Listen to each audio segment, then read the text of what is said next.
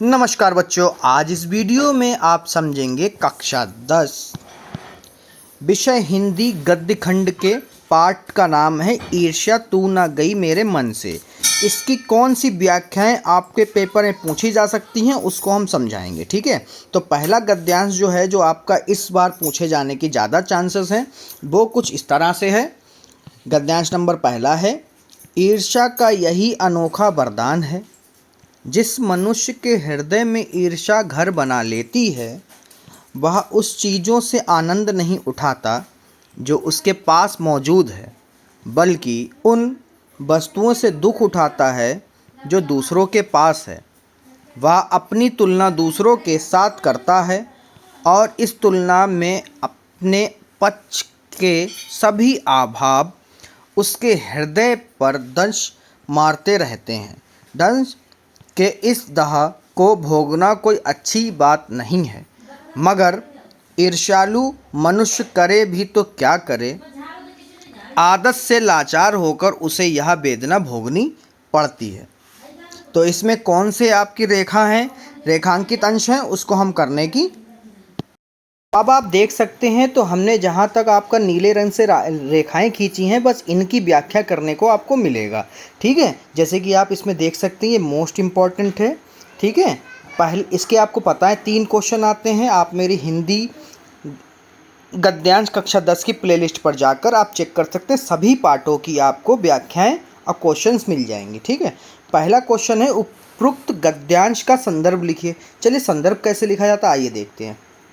संदर्भ हेडिंग पहले डालेंगे और फिर लिखेंगे प्रस्तुत गद्यांश हमारी पाठ्य पुस्तक के गद्य खंड में संकलित पाठ ईर्ष्या तू ना गई मेरे मन से लिया गया है।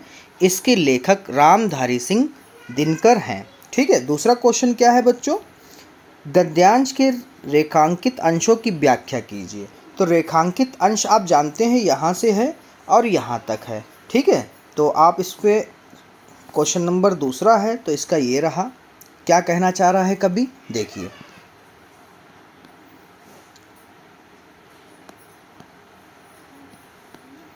रामधारी सिंह दिनकर कहते हैं कि जो व्यक्ति ईर्ष्यालु प्रवृत्ति के होते हैं, ईर्ष्यालु मतलब घृणा जिनके अंदर होती है या नफरत होती है, ईर्ष्या उन्हें एक अभूत एक अनोखा वरदान देती है। यह वरदान है बिना दुख के दुख भोगने का।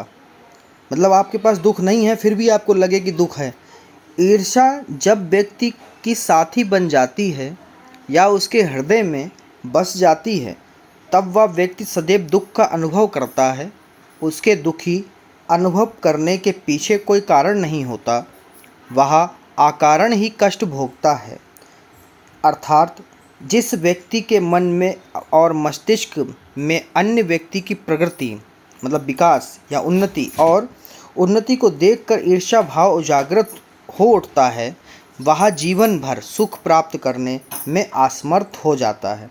वह स्वयं के समीप विद्यमान असंख्य सुख साधनों के भोग के पश्चात भी आनंदित महसूस नहीं कर पाता, जिसके पीछे का कारण यह है कि वह दूसरों की वस्तुओं को देखकर ज्वलनशील प्रवृत्ति का बन जाता है। लेखक ईर्ष्या और उसके स्वभाव के विषय में कहता है कि इस ढंग से उत्पन्न कष्ट और पीड़ा को सहना उचित नहीं है। ईर्ष्या की आग में जलना बुरा होता है। ईर्ष्या करने वाला अपनी इस आदत को आसानी से छोड़ नहीं पाता है। दूसरों की वस्तुओं को देखकर ईर्ष्या करना उसकी आदत बन जाती है। ईर्ष्या से व्यक्ति को सुख तो मिलता नहीं, अपितु उसे पीड़ा ही सहनी पड़ती है। व्यक्ति अपनी ईर्ष्या करने की आदत से यह पीड़ा झेलने को विवश होता है तथा व्यक्ति अपने पास सब कुछ होते हुए भी कष्ट को सहने तथा वेदना को भोगने के अतिरिक्त और कुछ नहीं कर सकता। तो आपको मैं बता दूं एक चीज़ कि यहाँ से यहाँ तक इसका लिख सकते हैं। अगर ये चीज़ ना समझ में आ रही हो तो यहाँ से यहाँ तक लिख सकते हैं। दोनों चीज़ों को अलग अलग तरीके से कहा गया मगर मकसद एक ही है कहने का। ठीक है, कि ईर्ष्या कोई फ़ायदा आपको नहीं पहुँचाती। तीसरा क्वेश्चन बच्चों क्या है आइए वो भी देख लेते हैं। तीसरा क्वेश्चन है, ईर्ष्या का अनोखा वरदान क्या है? ईर्ष्या जो है एक वरदान मिलता है ईर्ष्या के साथ में, वो वरदान क्या है? तीसरा क्वेश्चन, ईर्ष्या का अनोखा वरदान है, हेडिंग डालेंगे आप और फिर लिखेंगे दुख ना होते हुए भी दुख का पीड़ा भोगना। इसे अनोखा वरदान इसलिए कहा गया है क्योंकि व्यक्ति के पास जो भी वस्तुएं हैं उसका आनंद उठाने के बजाय वह उन वस्तुओं से दुखी होता है जो उसके पास नहीं है। वह दूसरे की वस्तुएं देखकर ईर्ष्या करता है और दुखी होता है। तो ये पहला पैराग्राफ आपका कंप्लीट हो गया। मुझे पूरी उम्मीद है आपको समझ में आया होगा। चलिए गद्यांश नंबर 2 पे चलते हैं। ठीक है, ये रहा। मैंने इसमें पहले से ही आपकी रेखाएं खींच दी हैं जिससे कि आपको और अच्छा समझ में आए। इसका क्वेश्चन है, चलिए पढ़ते हैं गद्यांश कह क्या रहा है। मगर ऐसा ना आज तक हुआ और ना होगा। दूसरों को गिराने की कोशिश तो अपने को बढ़ाने की कोशिश नहीं कही जा सकती। एक बात और की है कि संसार में कोई भी मनुष्य निंदा से नहीं गिरता, उसके पतन का कारण सद्गुणों का ह्रास होता है। इसी प्रकार कोई भी मनुष्य दूसरों की निंदा करने से अपनी उन्नति नहीं कर सकता। उन्नति तो उसकी तभी होगी जब वह अपने चरित्र को निर्मल बनाए तथा अपने गुणों का विकास करे। ये भी वेरी इंपॉर्टेंट है। हमने इसके सिर्फ इम्पॉर्टेंट चीज़ों को ही लिया है। आप अगर लेसन की सभी व्याख्याओं की तरफ जाएंगे तो कितनी व्याख्याएं आप याद कर सकते हैं, और आएंगी सिर्फ 2 ही। तो इसलिए मैंने सिर्फ वही व्याख्याएं ली हैं जो पेपर में आने के लायक हैं या सबसे ज़्यादा पूछी गई हैं, उन्हीं को मैंने सिर्फ लिया है। ठीक है, अब देखिए पहला क्वेश्चन में कह रहा है इसमें उपरोक्त गद्यांश का संदर्भ लिखिए। तो संदर्भ बिल्कुल वैसे लिखा जाएगा जैसे ऊपर मैंने बताया था। अगर आपको नहीं समझ में आया था ऊपर तो यहाँ पे वीडियो को रोककर आप इसको पढ़ सकते हैं। दूसरा क्वेश्चन है गद्यांश के रेखांकित अंश की व्याख्या कीजिए। तो गद्यांश की रेखांकित अंश जो है यहाँ मगर से लेकर सकता तक है। तो मगर ऐसा ...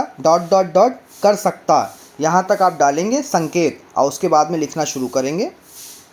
क्या कह रहा है लेखक इस लाइन में, आइए देखते हैं।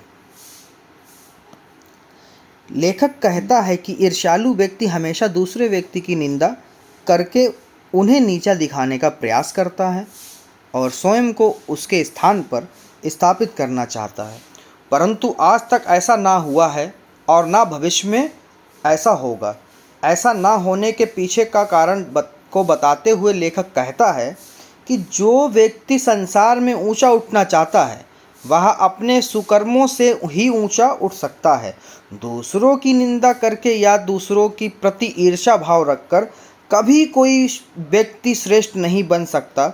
यदि किसी व्यक्ति का पतन भी होता है तो उसके पीछे निंदा को दोष दिया जाना भी उचित नहीं है, जबकि उसके पतन के पीछे का कारण उस व्यक्ति के अच्छे गुणों का नष्ट हो जाना होता है।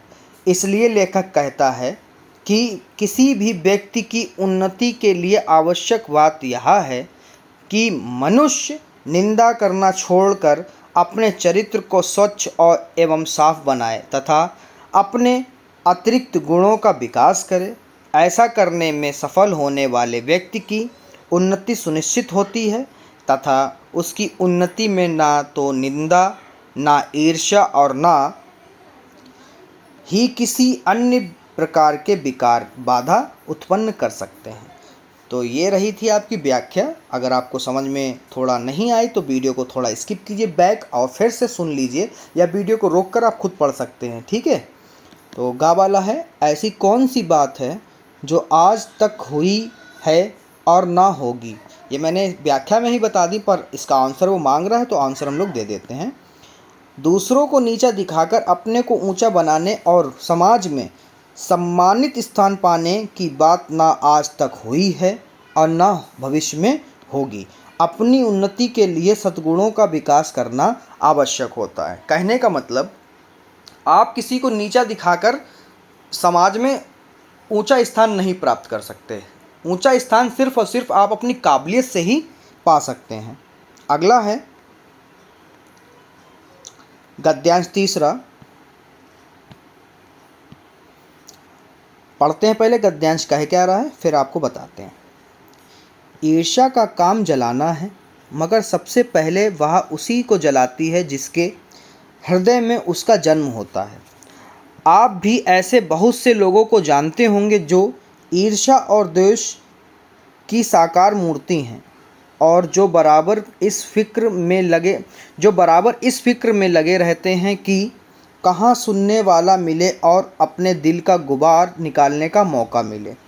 श्रोता मिलते ही उसका ग्रामोफोन बजने लगता है और वे बड़ी ही होशियारी से साथ एक एक कांड इस ढंग से सुनाते हैं मानो विश्व कल्याण को छोड़कर उनका और कोई ध्येय नहीं हो। अगर जरा उनके अपने इतिहास को देखिए और समझने की कोशिश कीजिए कि जब से उन्होंने इस सुकर्म का आरंभ किया है तब से वे अपने क्षेत्र में आगे बढ़े हैं या पीछे हटे हैं। यह भी कि वे निंदा करने में समय व शक्ति का अपव्यय नहीं करते तो आज उनका स्थान कहाँ होता। ये जो नीली नीली रेखाएं दिख रही हैं इसी की आपको व्याख्या करनी है। पहला क्वेश्चन जो है वो आपको मैं ऐसे समझा देता हूँ। उपरोक्त गद्यांश का संदर्भ लिखिए। संदर्भ कैसे लिखा जाता है ये रहा नीचे, मैंने ऊपर आपको पढ़ के बता दिया पहले वाले गद्यांश में। आप यहाँ पे वीडियो रोक कर इसको पढ़ सकते हैं। दूसरा है गद्यांश के रेखांकित अंश की व्याख्या कीजिए। व्याख्या करने से पहले आपको बता दें कई स्कूलों में संकेत डाला जाता है क्योंकि दो व्याख्याएं आती हैं करने को, तो आप शुरू करने से पहले यहाँ पर डालेंगे संकेत ऐसे। और कहाँ से कहाँ तक के ये है तो ईर्ष्या का काम, तो यहाँ से स्टार्ट करेंगे आप लिखना। ईर्ष्या का काम जो कि आपको मैं जो बता रहा हूँ यूट्यूब पर, यह सिर्फ और सिर्फ एक ही व्याख्या होती है हर पैराग्राफ में, तो इसलिए मैं एक ही करवाता हूँ। मगर पेपर में आपको अथवा में और मिलेगी, दो मिलेंगी, एक मिलेगी क्वेश्चन में, एक मिलेगी अथवा में, तो उसके लिए आपको संकेत डालना ज़रूरी होता है। लास्ट में क्या है कहाँ होता, तो यहाँ पर डालेंगे कहाँ होता, तो एग्जामिनर समझ जाएगा कि आप क्या बात किस गद्यांश की आप उसके आंसर दे रहे हैं, तो इससे वो समझ जाएगा। संकेत जब डालेंगे कि हाँ ये लड़के ने या इस छात्र या छात्र ने ये वाला गद्यांश किया है। ठीक है, चलिए इसकी व्याख्या करते हैं। व्याख्या बहुत सरल है। दूसरा क्वेश्चन, ईर्ष्यालु व्यक्ति के स्वभाव पर प्रकाश डालते हुए लेखक कहता है कि जिस व्यक्ति के मन में ईर्ष्या का भाव उत्पन्न होता है सबसे पहले ईर्ष्या उसी को जलाती है। ईर्ष्या से उत्पन्न दुख सबसे पहले उसी को भुगतना पड़ता है। यह ईर्ष्या का काम है। ऐसे लोग अपने दुख को सुनाने के लिए दूसरों को खोजते हैं। ईर्ष्यालु व्यक्ति हर जगह सरलता से मिल जाते हैं। वे ईर्ष्या को जीती जागती मूर्ति होते हैं। तो जितना कि आपसे कहा गया था बताने को उतना ही आपने बताया, तो यहाँ तक मूर्ति तक बताना था आपने बता दिया। ठीक है, आगे तीसरा क्वेश्चन जो है बच्चों उस पर ध्यान दीजिए। उपरोक्त गद्यांश में ईर्ष्यालु व्यक्ति की मनोदशा कैसी बताई गई है। क्वेश्चन है ये कि उसकी मनोदशा क्या होती है। चलिए उसको पढ़ते हैं, बताते हैं। ईर्ष्यालु व्यक्ति इस मनोदशा में रहता है कि कब उसके दुखों को सुनने वाला कोई मिले और वह अपना दुख पुराण बजाना शुरू कर दे, यानी सुनाना शुरू कर दे। सुनने वाला मिलते ही ईर्ष्यालु बड़ी होशियारी से दूसरों की निंदा की एक एक बात बढ़ा चढ़ाकर इस प्रकार बताता है मानो संसार के कल्याण का सर्वश्रेष्ठ कार्य वही है। तो मुझे उम्मीद है आपको ये ईर्ष्या तू न गई मेरे मन से आपको पूरा समझ में आया होगा। जैसे कि मैंने कई बार आपके अनसॉल्व को जब चेक करा अनसॉल्व को, तो मुझे यही 3 पैराग्राफ मिले जो कई बार बार पूछे जाते हैं बोर्ड में। तो मैंने इन्हीं तीनों को आपको बना के आपके सामने प्रस्तुत किया है। अब मुझे आशा है कि 2024 और 2025 और आगे की जितनी भी परीक्षाएं होंगी वो सिर्फ इन्हीं से पूछेगा। ठीक है, तो फिलहाल ये सत्र जो चल रहा है आपका 2024 और 2025 का है, तो 25 की बोर्ड परीक्षा में आपको अगर ईर्ष्या तू ना गई मेरे मन से पूछा जाता है तो सिर्फ यही 3 पैराग्राफ पूछे जाएंगे। मुझे उम्मीद है आपको समझ में आए होंगे। अगर कोई भी परेशानी हो रही वीडियो देखने में या कहीं फंस रही वीडियो तो आप कमेंट करके मुझे बता सकते हैं। अन्यथा आपको कोई भी हिंदी, इंग्लिश, किसी भी सब्जेक्ट की वीडियो चाहिए हो तो आप वो भी कमेंट करके मुझे बता सकते हैं। मिलते हैं बहुत जल्द अगले लेसन के व्याख्या पर आधारित क्वेश्चनों पर।